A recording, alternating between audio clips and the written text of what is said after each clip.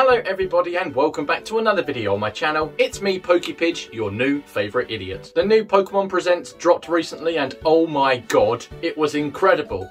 It was packed with so many details, so many things to unravel, and that's just what I'm going to do for you today. Now I could stand here and do this long intro saying this and that and the other, but do you know what? I'm too excited, I want to get straight into it. So without further skidoo's back! Let's just get straight into the analysis. Firstly, we need to discuss the French connection here. No, not that one. The other one. In the northeast of the Paldea map, you can see that there is an area covered by cloud. Similarly, in Kalos and the south of it, you can see that there is an area that is cut off, but it is still connected to land. Now, if we look at the connection between the real world France and Spain, which is what Kalos and Paldea are based off of respectively, you can see an almost direct connection between the two maps of the Pokemon world and the two maps of the real world. Now, I'm not saying that we're going to be going to Kalos post-game or anything, although that would be quite cool. What I'm saying is that they are keeping canon to the real world. To further back this up, we also get introduced to Mr. Jacques. Now, Jacques is a French first name. And not only this, we also see Mr. Clavel. And Clavel is actually a French surname, so we already have a connection here. What's more interesting is that the word Clavel, spelt as it is on screen, is actually Spanish for carnation. Why is that interesting, I hear you ask? Well, so far in all of the Pokemon games from Gens 1 to 7, we have had professors named after trees. And then in Gen 8, we had Professor Magnolia, who was named after a flower. Now, by the end of the game, Magnolia had passed on her reign of being a professor down to Sonia. The only reason I say this is so interesting is because Mr. Clavel actually knows Sada and Turo. And if you listen to the trailer again, it actually says that they are professors passed down through the generations. I think that was the quote. So it could indeed be possible that Mr. Clavel was a past professor. And indeed, like Magnolia, both flower names, they passed on their professor profession. Is that? Yep. Professor profession down to somebody else, Sonia and Sword and Shield, or in this case, Sada or Turo. Next up are some things that are exclusive to the website that they didn't tell us in the presents. The website says, the Paldea region has a Pokemon League and a special class of pro-rank Pokemon trainers who have achieved the champion rank. Now, what I think is especially interesting in this is they use the word rank. Now, at this point in time, we don't actually know how the level scaling is going to work for being able to do gyms in any order. Are you going to have one gym that's always a low level and one that's always a high? Are they going to raise with it? Who knows?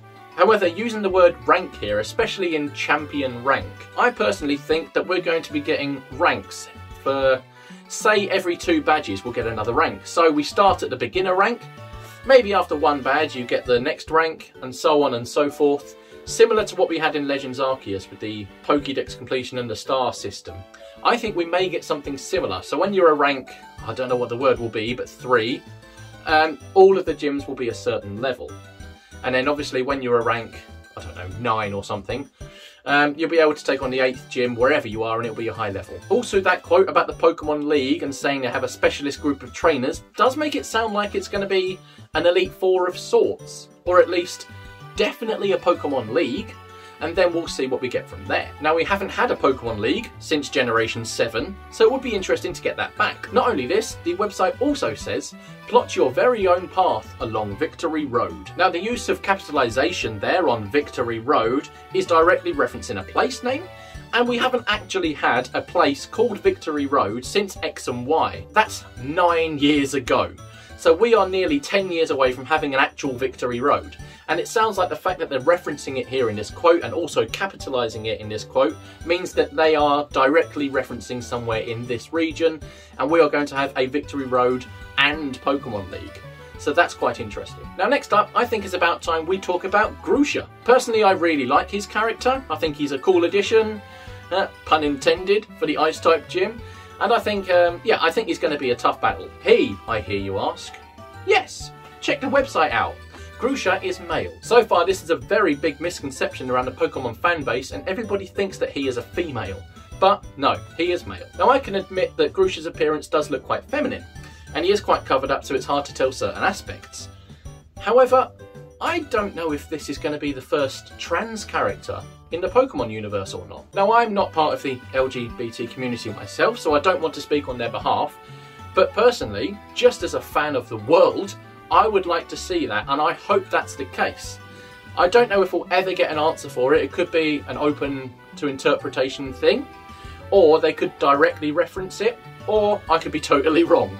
But I personally think it would be a fantastic and very timely and equal inclusion into this Pokemon universe if they included a trans character. Now next up, if we go back to the Pokemon website again, we can get some more info on customization. The website states, in Pokemon Scarlet and Pokemon Violet, you can now make changes to your character's eye shape, mouth shape and more. Now we've personally never been able to do that before. Obviously we can change hairstyles, colour, even eye colour, you know, in the makeup place in Sword and Shield and what have you, or the lens case I think it is before. But we've never been able to physically change the way we look. Now personally I don't really want to make myself look like this mug here, but the fact that you can change that appearance, you can make your eyes wider, smaller, whatever, is pretty cool. And I think you can sort of see some of that here in this shot. It's not in any great detail, but yeah, well, you know, it looks like there's some sort of customization there. Now next we need to look at the actual Pokédex registration that we saw in the trailer. Now if you look here, you can notice when registering Lechonk into your Pokédex, it adds a little green line to the top and bottom of this sort of book entry, the only way I can call it, and then blacks your text out. This is presumably what happens when you catch a Pokemon and you get to register it to your Dex. However, also you can see there that Quaxly doesn't have those green lines at the top.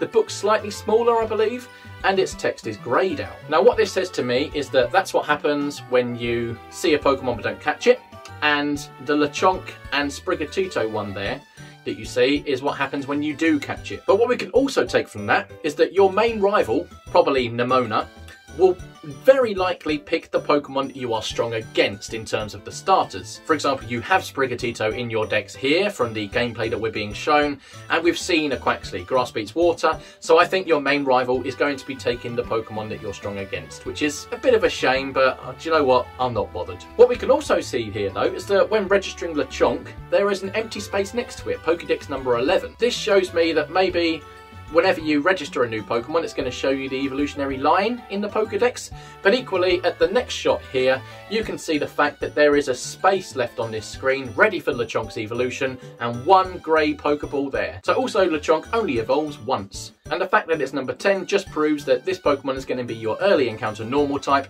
which takes a nice sort of distraction away from the more rodents that we've had from the last 8 generations. But basically, that's it from me. I hope you've enjoyed this video. Like I always say, if you've got this far and you're not subscribed, you must have enjoyed yourself, so why not just go subscribe down below?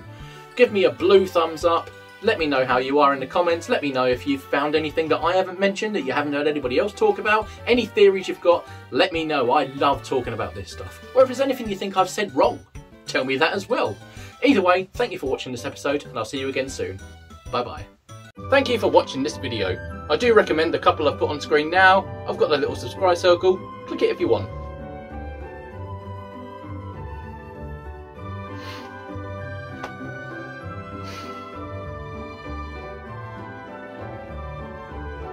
Well, click something.